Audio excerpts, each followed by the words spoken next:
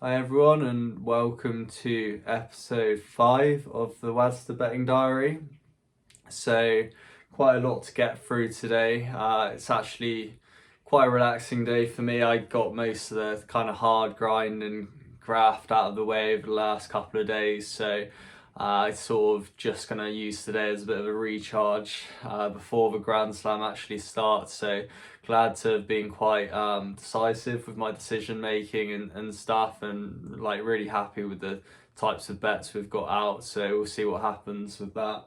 I'm just going to start by talking about tennis from the last week. It was in terms of overall bot bets, we're 6 points down, but it's probably one of the best losing weeks I've ever had. I really felt like we didn't get much in the way of luck at all. The Kvitova Kazatkina one just really frustrated me because there was just no energy from Kvitova, and it was a perfect court. The courts did not suit that main court does not suit Kazatkina at all, which is why we then bet Bencic on the handicap. And it's nice when you get some vindication. Bencic beats Kazatkina 6-2, 6-0. The annoying thing is Kvitova was perfectly capable of doing the same, but for whatever reason, I don't think she was particularly wanting to go deep this week in the event before the Grand Slam. But it's a shame because it's a quarter final. You have a lively crowd atmosphere. You think it is a match that a player would be motivated for. But yeah, just no kind of performance. And then we just had some just annoying results in terms of Kokkinakis was just so dominant on serve against Batista Agut. And then in the break points, he got into the rallies as well. He had 12 break points, took only one of them. And he just was making a loose error, or you could just tell he wasn't playing the big points well. And Bautista Agut was really locked in on those important points. But the value was there on a day where both are mentally about the same level as each other. Then Kokkinakis wins that, and then it's just really frustrating when the next day you bet on Bautista against Kwon, and he just was not the same on the big points. He was missed about 3 easy shots in the tie break. He had 2 break leads in the deciding set that he gave away with silly like shot making. Whereas against Kokkinakis, he was getting outplayed, but his general decision making and his shot selection was so good. And like it's hard to predict again in a final. Bautista Agut's got loads of experience. You wouldn't expect him to get nervous, but sometimes it's a case where you just have a feeling on the day. You can just sense that sense of tightness within a player, and it doesn't always make logical sense, but you can just tell that they're not quite themselves. And I felt that was the case with Bautista Agut, and also Kokkinakis in a sense. Like he seemed a lot slower to get started in that match against Bautista, which sometimes is a bit of a sign of the energy levels not being quite right within a player. And yeah, on the big points just sort of faded. So and also had bets like Gasquet was 3-1 to beat Norrie, and we take the set one route because he's 37, and physically I didn't think he'd be able to go toe to toe with Norrie over a long match. But of course he goes and wins that from a set down.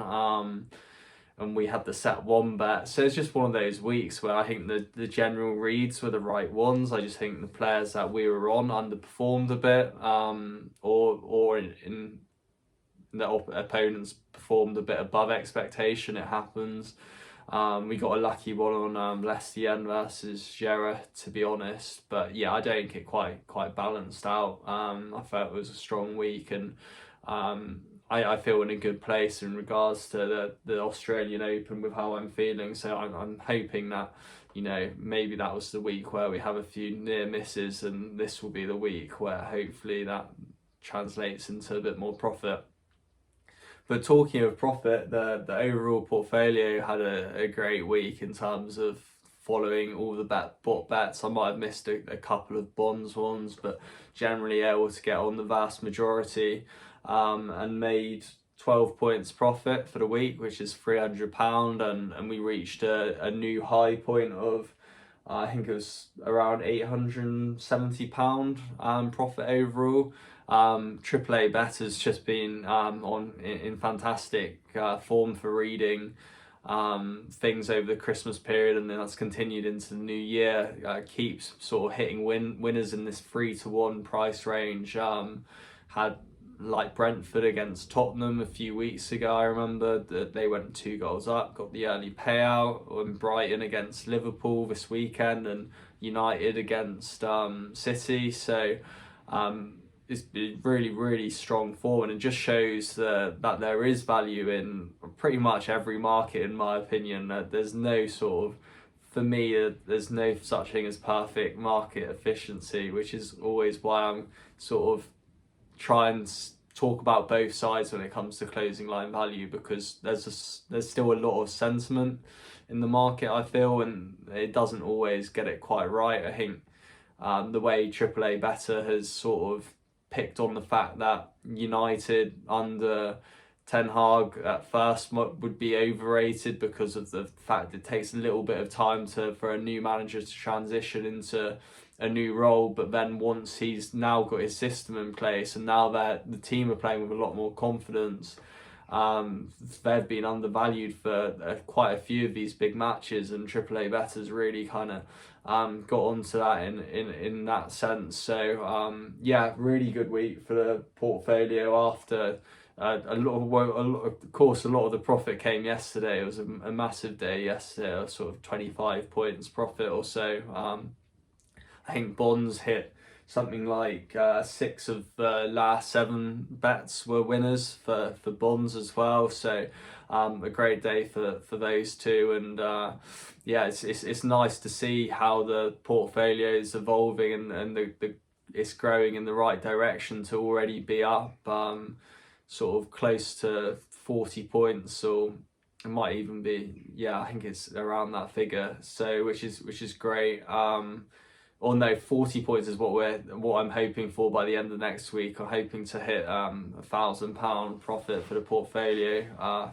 So yeah, all very kind of promising at the moment, and it's good to have this solid foundation for me personally coming into such a busy period with the Australian Open, and the first week's going to be such a high volume of bets. It's quite nice to have like some profit banked in already, and it takes a bit of the pressure off when you've had a strong start like that. Yeah, talking of that, the Australian Open, I can't believe I've probably never had this amount of bets on the first 2 days, but got 22 bets already out for the Australian Open, and the truth is I'm not forcing anything at all here. I felt quite relaxed when just going through the matches, and there are just certain angles that stood out for me. I'll just briefly talk about a few of the bets. So the overs angles generally is just you're looking for players that are quite evenly matched, but also there's going to be dips in level, or the players are going to be mentally strong from behind. So I feel like Ema and Nishioka, those two players both can be prone to dips in concentration, but there'll be a lot of baseline rallies. I can imagine both sort of having patches where they can get on top of each other. So I really expect the swingy kind of longer match. Nadal versus Draper. I think Draper's game now has come on so much that on a fast kind of Rod Laver's always a good court for striking big shots, and I do feel like Nadal will struggle with his timing at times. Like I'm expecting quite a big improvement from his ATP Cup performance, or the United Cup performances, because he was way below par then, and I can only see him improving a lot. But at the same time, Draper's a difficult ask with his big lefty angles and on serve, and I'd be surprised if Nadal wins that routinely. I really see that one potentially going 4 sets, and if it goes 4 sets, I would imagine there'll be a 7-5 or a 7-6 in there somewhere. So I think it's quite a nice line at 37.5 to go for the overs. The other bets I'll just talk about will be the win bets that we've got in the market. So we've got Dart against Teichmann. For me, Teichmann is probably I don't think I've opposed one more in the last 12 months. I like Teichmann against power players. She's quite good at absorbing power, and she's had a few nice performances against power players already this season. Got a win last week against, I think it was, oh, she ran Collins close and she beat Pavlyuchenkova. And I think the form looks better than it is for her. I think there were matches where I kind of expected them to go the way they did. But I think Dart's a player who likes quick, sort of slick courts. The ball should fly through nicely for her kind of flat ground strokes. And I think she's can wear Teichmann down in rallies. She's got I think she's got the better rally tolerance out of the two of them. And in these conditions, I feel this is a lot more of a 50-50 in my eyes. I think it's going to be, and it's one where Teichmann really doesn't have a good deciding set record. If Dart can sort of get on top, like, I think she gets stronger as the match progresses, and the 2-1 odds on that looks really kind of a nice price. So took the win and 2-1 on that. Also have Hayikata against Hanfmann, where I really don't rate Hanfmann at all away from clay. I think he's quite an overrated player. We bet Macaque against him, minus 2.5 games in November. It was 6-1, 6-2 to Macaque that day, and I think he just doesn't, he's got a good serve of course, but he doesn't have very good rally tolerance at all. His movement's not great, and Hayikata is someone that has sort of broken through in the last 3 months with some really decent performances. I think he got to a challenger final at the end of last year, and he started this year by taking a set off Shapovalov, which is a really good result because Shapovalov's definitely become a lot more solid, so you have to work for a set a bit more against him. And he's also beaten Barrère, and just generally I think his game is suited to counter punching. Hanfmann's game is all about kind of power and dominating the first strike, so if you've got someone that knows how to move defensively and kind of anticipate power, I think he can sort of get on top. And especially over a Grand Slam format, best of 5, the big server often will kind of lose.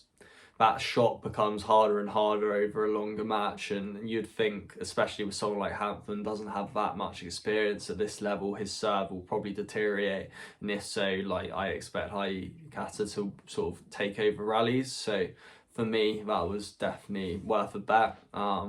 It's one where I haven't seen much of Hayikata, so it's easier to misread it, but at the same time there's plenty of margin in what I would have considered the price to be. So I always would take a bet in that situation, even if there is a bit more uncertainty. Also Krajinovic against Rune. I'm not taking anything more than a point, but this is one where, you know, I think there's been too much read into Rune's indoor form. He won sort of like he won Paris and he won, I think it was the event before, it might have been Stockholm, and looks very good indoors now. But his outdoor results are still really not anything special at all, and he's always struggled with heat. So you put them together, I wouldn't be betting him at these kind of short prices against someone like Krajinovic, who I don't rate him at all mentally, but at the same time he's more likely to, he has days where he just is mentally okay and he can beat top players. He's beaten 3 top 10 players in the last couple of years. I think Tsitsipas at Hamburg, he beat I'm not going to remember them all off the top of my head, but he's beaten, I think, Rublev at Rome perhaps. Some really good wins, and he also had match points against Alcaraz at Hamburg last season, I think, actually. So he's got a really good peak level, and if he's playing someone in Rune, he's going to get a lot of rallies and hopefully have time to sort of gain rhythm in the shots. And if Rune starts physically tiring because of the heat or the best of 5 sets format, then Krajinovic is going to be in with a real shot. So the longer this goes, the more I'm going to sort of be liking Krajinovic's chances. Rune could easily win 3-0 if he really steps it up and doesn't struggle with the heat, and that's why I'm not betting the overs or anything. It's not like one where it's necessarily going to be competitive, but it's one where if Krajinovic plays to his best level, if Rune plays to kind of like his recent outdoor hardcourt level and also starts struggling with the heat, then it could be really decent value, this bet. So when considering all the uncertainty regarding Rune's physical condition and how he's going to cope with 36-degree heat, I think it's a silly price in terms of the favourite being too short. My final one I'll talk about is probably the one that's the least solid in terms of a lot of people will probably take the other angle of Collins versus Kalinskaya. For me, I feel like Kalinskaya is a player that's really sort of under the radar, probably one of the most under the radar. I think Dart's the same, to be fair, but Kalinskaya, in terms of her ROI on hard courts, she's a really good underdog on hard courts. She counter punches and absorbs pace very well. She has a great backhand. And against Collins' best shot is also the backhand, so can hopefully kind of negate that really strong ground stroke that she has. And Collins, for me, I don't think she's physically quite right. She had that neck problem against Rybakina in the first tournament at Adelaide, and she lost the third set meekly in that against Kudermetova last week at the second Adelaide. Again, she was on top, but Kudermetova started growing stronger in the match as it progressed. And then in the third set, Collins went away completely, lost it 6-1.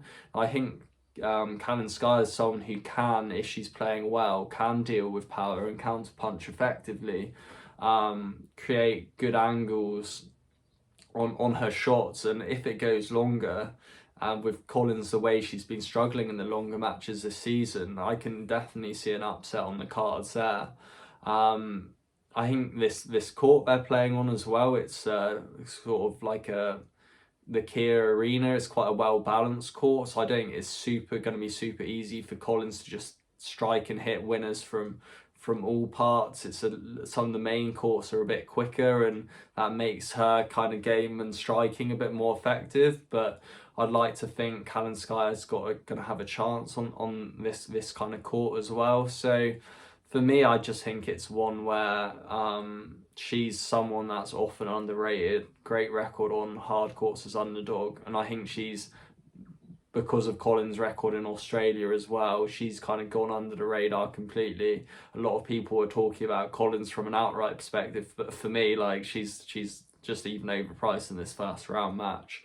It's all good saying, oh, Collins could beat Swiatek or whatever, but she'd have to beat both Kalinskaya, Rybakina just to get to that point. So I agree that matchup for Collins down the line could be good, but I don't think she's sort of a player that's undervalued at this point. Yeah, so those are the daily ones that I've talked about. I'm also going to just give my thoughts on a sort of outright overview of what I'm expecting from the two events. So for both like men and women's, for me the theme is that it's becoming more top heavy this over time. The last couple of years, I think the favourites are getting a bit stronger. I think the women's game a couple of years ago, there was no real distinction between the very best and the players below. I guess you had like Osaka or someone like that who would sort of be dominant when she was at her peak. But I feel like now you've got kind of like a subset of really good players that are performing consistently, and Swiatek obviously is the number one for that. But I think Sabalenka looks really strong. Her serve has looked vastly improved in this season to date, so she's got to be in with a shot.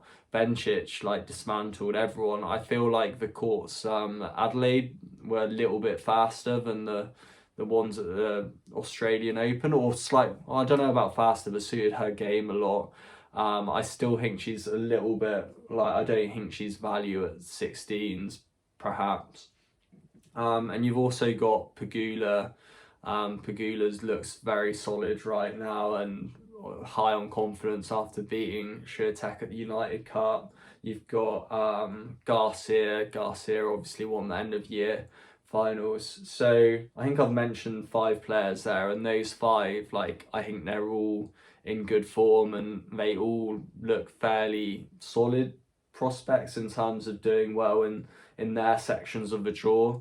But when it's the case that sort of you've got 5 players at the top of the market that you're all kind of expecting them to do well, it doesn't really leave much outright value elsewhere, because I kind of feel like all their prices sort of reflect their possibilities. I saw some outright tipsters mentioning Keys.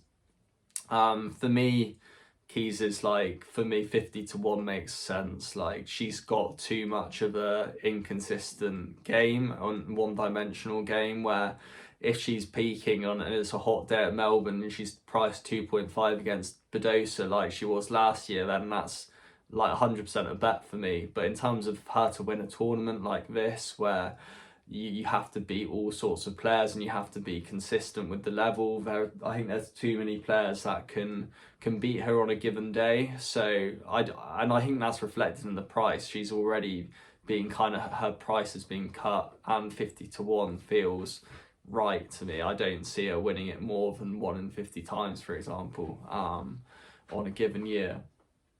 And then on the men's side, there's like, Djokovic has a slight sort of hamstring doubt, so I certainly wouldn't want to bet him at 1.8 for that reason. But equally, he's won this amount of I think it's 11 or something Australian titles for a reason. He's so good on these kind of fast, hard courts because his serve is so accurate now.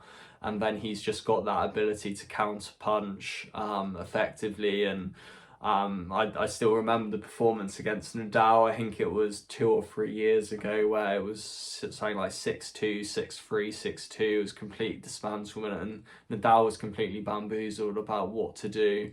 He still looks in very good shape now. Obviously, you've got players that can win sets against him. Korda, for example, had match points against him at Adelaide, but to do it over best of 5 against Novak is incredibly difficult.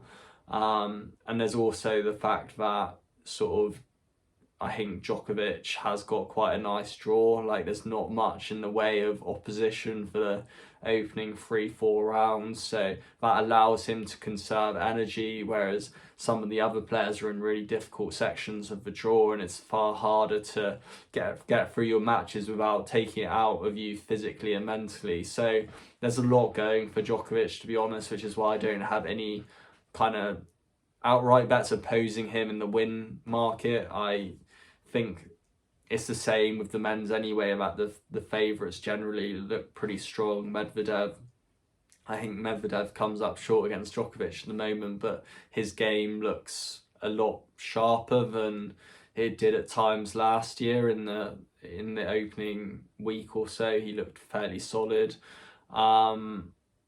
So yeah, what the angle I've taken was obviously with Fritz in Q4, just because I think his all-round game at this point is very solid. His serve obviously is incredibly potent, lots of pace. His backhand's got to be one of the best on tour after Djokovic, and his forehand's huge as well, and mentally he's one of the best players and is sort of improving that side of his game. And I just think he's got a really nice section in the draw, because the guys that are in with him that are the big names, so to speak, as Zverev and Berrettini, Zverev's tennis was really so far below his best at United Cup. Like it'd be a mountain for him to get to Fritz level. I think Fritz won a 6-0 set against him at the United Cup, and I don't see. I'm more thinking with Zverev, could someone like Goffin in round 2 beat him? And I really think Goffin could be good value if he plays Zverev in that second round. And then Berrettini's a great matchup for Fritz because Fritz matches him on the serve, and then Fritz has the ability to hit with consistent depth and force errors from Berrettini. So when looking at the draw, I actually feel the main threats for Fritz could actually be someone like Goffin, who, if Goffin played very well against Zverev, then, you know, he could be a threat, or someone like Kekmanovic. But equally, I do think Fritz is at a point in his development now where his game's probably too big for someone like Kekmanovic to sort of deal with on a consistent basis on faster courts. You'd think that serving advantage is gonna be quite a big one. So I just think that he's the standout player in that section. There's no one really where, if Fritz plays at his best, I think he wins that. So for me, 3.25 was a price I'm happy to take. The final thing I'll comment on is, just because I've seen a lot of discussion around it as well, is Nadal's outright price of 20-1, and some people will for me, I just don't get the logic where you say, oh, it's 20-1, it's Nadal, like he's got to be value, because like if you're a bookie and someone was to bet £1,000, you don't want to be losing 20 grand against Nadal. And I get why you would say that, but equally you do have to still look at it from a mathematical perspective. You've got to see, does the price just make sense? And for me, like, Nadal is shorter than 20-1. Like he's not someone I'm remotely considering backing. I think Tiafoe, who beat him in the Australian Open, is a very difficult matchup for Nadal in round 4. He takes the ball early, big serve, knows that he can beat Nadal. Even Draper in round 1, I do expect Nadal to come through, to be honest, but Draper's got a game where if Nadal hasn't improved from his United Cup level, then Draper could win that. And then you've got the fact you'd have Medvedev in the quarterfinal, probably. Medvedev, like, that's a close match. Like, I think I'd still probably take Medvedev on hard courts against Nadal, even though Nadal came from 2 sets down against him last year. I still think Medvedev should be favourite for that. The semi-final would probably be someone like Tsitsipas or Oga Eliassim. And then in the final, if it is Djokovic, which is obviously the likely scenario, is that it's Djokovic, I wouldn't have Nadal of sort of below 3-1. Like, I really think Djokovic is such a big favourite in that matchup on Australian hardcore. So if you look at it that way, if you say Nadal's could be sort of 2-1 average odds in the final, and then he could be evens in the quarterfinal and close to evens in the semi-final, that's already, you're looking at 12-1 just on that. And then Tiafoe and Draper, like, for me, there's just no margin in a 20-1 price. You can't, for me, I can't just say, oh, it's Nadal. Nadal's got to have more of a chance than that. But he's older. He's out of form. Like, the last 3 months, it wasn't just the first tournament this year, it was the tournaments at the end of last year. For me, he's not worth a bet. And of course, I can end up looking very stupid in a couple of weeks' time, of course, and I would have to eat humble pie if he wins, for sure.